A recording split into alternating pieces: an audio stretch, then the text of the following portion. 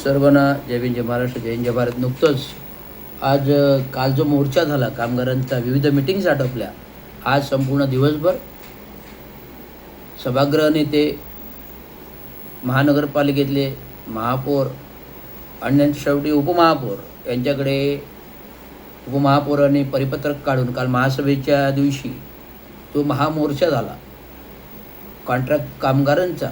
त्या संदर्भात महापौरांनी उपमहापौरांनी त्या आदेशानुसार पत्र काढले आणि संपूर्ण ठेकेदारांना बोलावून घेतलं आणि युनियन संघटना आणि कॉन्ट्रॅक्ट कामगारांना बोलावून आज तोडगा काढला, मध्यम मार्ग काढला. आणि त्या मध्यम मार्गानुसार अधिकारी संबंधित ज्यांच्याकडे ठेकेदार काम करतात त्यांना सूचना द्यायला सांगितल्या.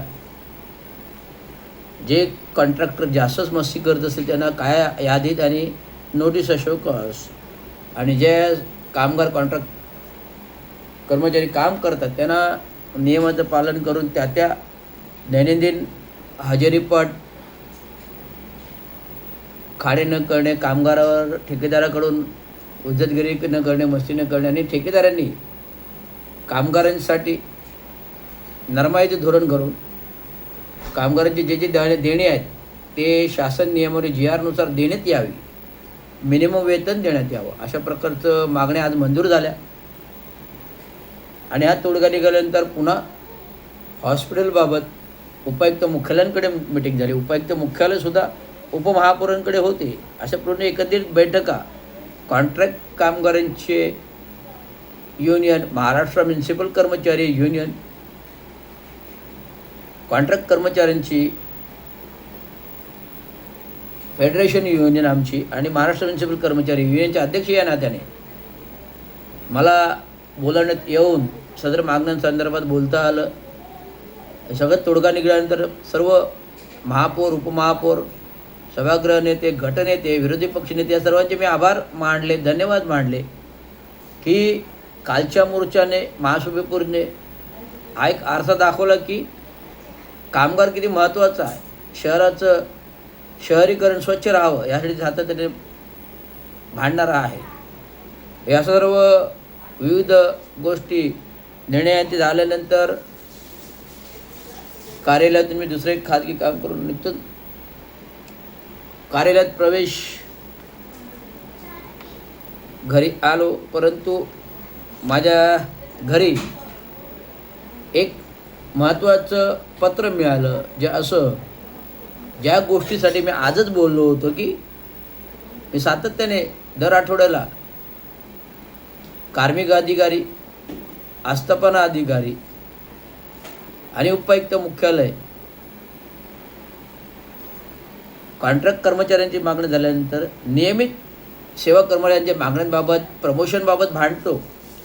आणि माझं स्वतःच्या प्रमोशनचं गेले 10 वर्ष, 12 वर्ष न्याय हक्क मागण्याचे प्रयत्न चालू आहेत. त्याअंती आयोगाने यापूर्वीच 8 ऑगस्ट 2024ला एक नोटीस आयुक्तांना, नंतर 2 फेब्रुवारी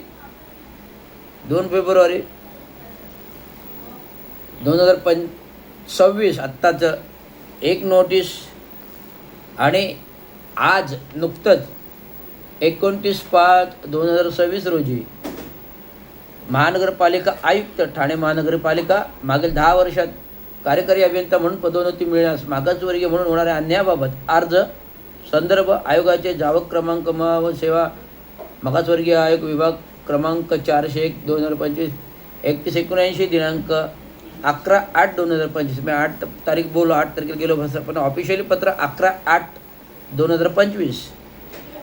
आणि आयोगाचे महाराष्ट्र अनुसूचित विभाग क्रमांक 401/2025 307/2/2026 पत्र आलेले आहे. आणि आज पुन्हा महाराष्ट्र अनुसूचित जाती जमातीचे आयोगाचे 2256 दिनांक 29/5/2026 मे महिन्यामधलं पत्र आहे आणि आज तारीख आहे 24. मग जवळजवळ 25 दिवसांनी पुन्हा एक तिसरं पत्र आयुक्ताला नोटिसीचं प्राप्त झालेले आहे आणि त्यात सक्त ताकीद आहे की अर्जदार श्री रवींद्र शिंदे कार्यकारी अभियंता सेवानिवृत्त अध्यक्ष महाराष्ट्र म्युनिसिपल कर्मचारी युनियन यांच्यावरील विषयाबाबत निवेदनावर वरील संदर्भ पत्राने आपणाकडून अहवाल मागवण्यात आला होता, परंतु आपणाकडून अद्यापर्यंत अहवाल प्राप्त झाले नाही. कारण आपण केलेल्या कारवाईचा अहवाल आयोगाकडे तात्काळ सादर करावा ही विनंती केली आहे. त्यामुळे ही आपल्याला सर्वांना माहिती. धन्यवाद. जय विजय महाराष्ट्र.